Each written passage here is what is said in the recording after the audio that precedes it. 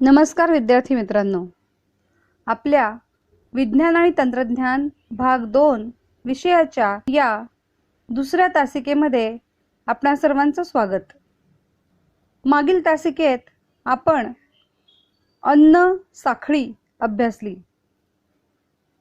आता आज आपण त्या पुढील पाठ्यांशाचा अभ्यास करणार आहोत। आपला पुढील मुद्दा आहे अन्न जाळे म्हणजेच फूड वेब। एखाद्या परिसंस्थेमध्ये परस्परांशी जोडल्या गेलेल्या अनेक अन्न साखळ्यांचा समावेश होतो। या अन्न साखळ्यांच्या जोडणीतूनच एक जाळं तयार होतं आणि याच जाळ्याला अन्न जाळे असं म्हणतात। An ecosystem consists of many food chains that are interconnected at various levels and it form a web-like structure. This is called as the food web. As shown in the figure, an organism may be the prey for many other organisms.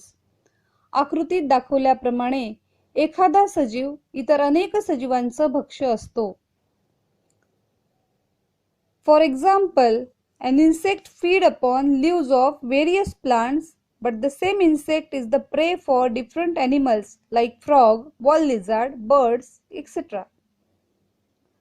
उदाहरण विचारात घ्यायचं झालं तर एखादा कीटक हा अनेक प्रकारच्या वनस्पतींची पानं अन्न म्हणून खातो, परंतु हाच कीटक बेडूक, पाल, पक्षी यासारख्या प्राण्यांचं भक्ष्य होतो। If you want to show this in the form of figure, it will form an intricate web instead of a linear food chain. जर तुम्ही हे एखाद्या आकृतीने दाखवायचं म्हटलं तर सरळ रेषेतील अन्न साखळी तयार न होता त्याऐवजी गुंतागुंतीचे अनेक शाखा असलेले जाळे तयार होते। त्यालाच निसर्गातील अन्न जाळे असं म्हणतात। Such an intricate network is called as food web. Please observe the figure in front of you on the screen. तुमच्या समोर स्क्रीनवर असलेल्या आकृतीचं काळजीपूर्वक निरीक्षण करा। Pictures of various organisms are given in this figure. विविध सजीवांची चित्र या आकृतीमध्ये दिलेली आहेत। Please write the names of the animals shown in the figure in your book according to their position as shown in the figure. आकृतीत दाखवल्याप्रमाणे प्रत्येक प्राण्याचं नाव चौकटीत लिहून ज्याप्रमाणे आकृतीत त्यांची जागा दाखवलेली आहे त्या ठिकाणी त्या प्राण्यांची नावं लिहा। शक्य असल्यास आकृती काढा। Construct a food web from those pictures. या चित्रांपासून अन्न जाळं तयार करा। Now, from this figure, we have to answer some questions. आता या आकृतीवरून आपल्याला काही प्रश्नांची उत्तरं द्यायची आहेत। Question number first. Is the number of consumers in a food web fixed? प्रश्न क्रमांक पहिला, अन्न जाळ्यांमध्ये भक्षकांची संख्या निश्चित असते का? What do you think from the figure? If you observed various food webs from nature, is the number of consumers in each and every food web is fixed? निसर्गात आढळणाऱ्या अन्न जाळ्यांमध्ये भक्षकांची संख्या निश्चित असते का? तर नाही। प्रत्येक अन्न जाळ्यामध्ये ही भक्षकांची संख्या वेगवेगळी असते। कारण निसर्गामध्ये अन्न साखळी ही साध्या स्वरूपाची कधीच नसते। वेगवेगळ्या प्रकारचे प्राणी या अन्न साखळ्यांमध्ये असतात आणि प्रत्येकच प्राणी हा कोणत्या तरी इतर प्राण्यांना अन्न म्हणून ग्रहण करत असतो आणि तो स्वतः देखील इतर अनेक प्राण्यांचं भक्ष्य म्हणून ग्रहण केला जातो आणि म्हणून या अन्नजाळ्यामध्ये असलेली प्राण्यांची संख्या ही कधीही निश्चित नसते. Number of organisms in a food web is not fixed because in nature food chains are not simple. Many different kinds of organisms feed on a variety of other organisms. In turn, they also can be eaten by another one or another set of animals, and therefore the number of organisms in a food web is not fixed. Question number 2. What will be the effect on an ecosystem if only one type of organism in it forms the food for several different consumers in that ecosystem? प्रश्न क्रमांक 2. अनेक भक्षकांचे अन्न एकाच प्रकारचे सजीव असतील तर त्याचा परिसंस्थेवर काय परिणाम होईल? जर अनेक भक्षकांचे अन्न एकाच प्रकारचे सजीव असतील तर कालांतराने जे सजीव भक्ष्य म्हणून वापरले जात आहेत त्यांची संख्या संपुष्टात आल्यानंतर भक्षक देखील संपुष्टात येतील, म्हणजे ते सुद्धा नष्ट होतील, कारण त्यांना जगण्यासाठी अन्न उपलब्ध होणार नाही आणि शेवटी ती परिसंस्था मोडकळीस येईल. If only one type of organism in an ecosystem forms the food for several different consumers, then that ecosystem get collapse. If the number of producers are less than the number of consumers, it will result into drought-like situations. दुष्काळग्रस्त परिस्थिती निर्माण होऊ शकते. Consider the example: if apex consumer like tigers are killed due to hunting, the secondary consumers like deer would increase in number and the population of deer remain uncontrolled. It causes overgrazing and it also causes total destruction of grassland. And so such consequences are very harmful for the ecosystem, and therefore the equilibrium is needed in any food web. जर उत्पादकांची संख्या ही भक्षकांच्या संख्येपेक्षा कमी असेल तर त्यामुळे भक्षकांना अन्नाची कमतरता निर्माण होईल आणि दुष्काळग्रस्त स्थिती निर्माण होण्यास वेळ लागणार नाही. दुष्काळग्रस्त स्थिती निर्माण झाली म्हणजे ती परिसंस्था पूर्णपणे ढासळेल किंवा मोडकळीस येईल, ती संपुष्टात येईल.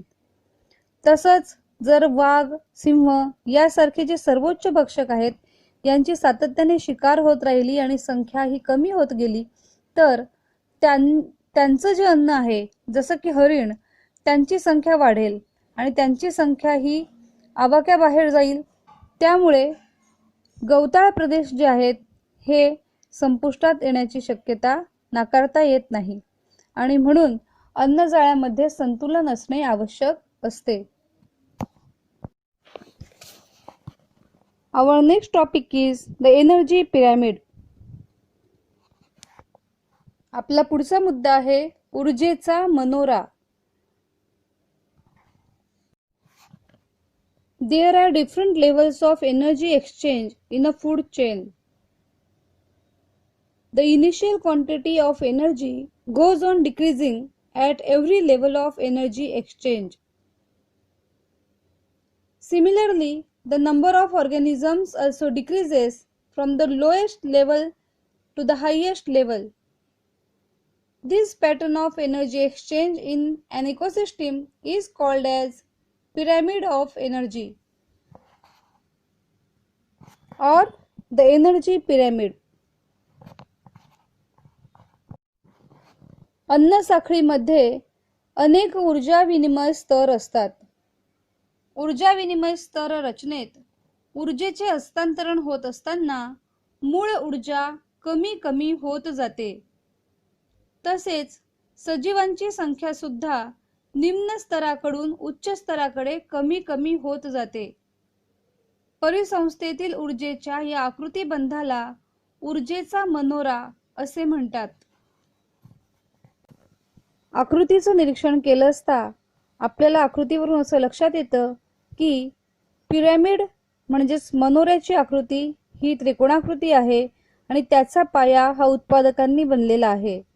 उत्पादक, पायथ्याशी उत्पादक, नंतर शाकाहारी प्राणी, वरती मांसाहारी प्राणी, असं करत अगदी टोकाकडे उभयाहारी प्राणी, अशी ही मनोऱ्याची रचना आपल्याला आढळते. यावरून काय लक्षात येतं तर परिसंस्थेमध्ये उत्पादकांची संख्या ही सर्वात जास्त असते आणि त्या तुलनेत हळूहळू भक्षकांची संख्या ही कमी कमी होत जाते. तर सर्वोच्च भक्षक हे संख्येने अत्यंत कमी असतात. ज्याप्रमाणे प्राण्यांची संख्या कमी कमी होते आहे त्याचप्रमाणे प्रत्येक टप्प्यावरती उत्पादकांपासून तर भक्षकापर्यंत अन्नातील घटकांचं आणि ऊर्जेचं प्रमाण हे देखील हळूहळू टप्प्याटप्प्याने कमी कमी होत जातं. The energy pyramid show different trophic levels. So what is mean by a trophic level? Each level in the food chain is called a trophic level. A trophic level, in short, a trophic level is the step at which the organism obtains its food in the chain. In an energy pyramid, the amount of matter and energy gradually decreases from producers at lowest level to the consumers at the highest level. ऊर्जेच्या मनोऱ्यामध्ये अन्न साखळीत असलेले अन्न घटक व ऊर्जेचे प्रमाण निम्न स्तरावरील उत्पादकांपासून उच्च स्तरावरील भक्षकापर्यंत टप्प्याटप्प्याने घटत जात असल्याचे आपल्या लक्षात येते. विद्यार्थी मित्रांनो, तुम्हाला प्रश्न पडला असेल की या परिस्थितिकीय मनोऱ्याची संकल्पना मांडली तरी कोणी? Who proposed the concept of energy pyramid? परिस्थितिकीय मनोरा ही संकल्पना सर्वप्रथम चार्ल्स एल्टन या ब्रिटिश शास्त्रज्ञाने 1927 मध्ये इंग्लंडमधील बियर बेटांवरील टुंड्रा परिसंस्थेचा अभ्यास करून मांडली.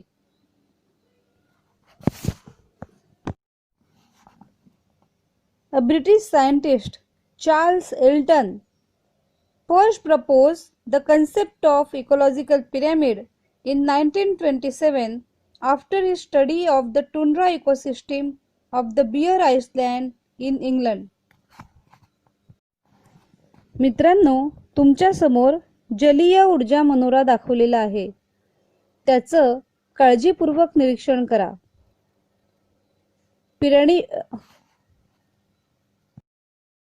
Diagram showing pyramid of energy in an aquatic ecosystem is in front of you on the screen. Please observe it carefully. In this pyramid, at the base, there are phytoplanktons, then zooplanktons, then fishes, and at the apex humans. या जलीय ऊर्जा मनोऱ्यामध्ये पायथ्याशी आहेत वनस्पती, नंतर आहेत प्राणी, त्यानंतर आहेत मासे आणि सर्वोच्च ठिकाणावर आहे मानव. If you consider the energy obtained by organisms in each trophic level, then the energy obtained by phytoplanktons is 10,000 kilocalorie. Energy obtained by zooplanktons is 1000 kilocalorie. Energy obtained by fishes is 100 kilocalorie, and that is obtained by humans is 10 kilocalorie only.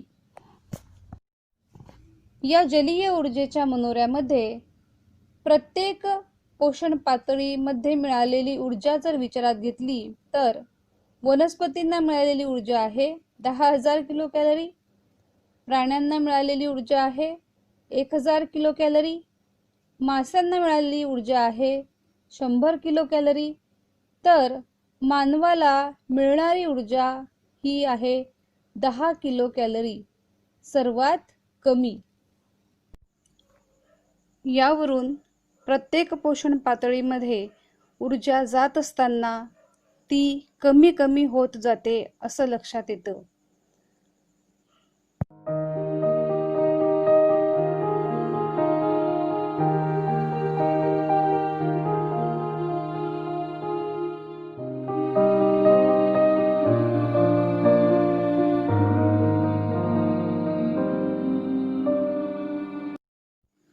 आणि आता स्वाध्याय.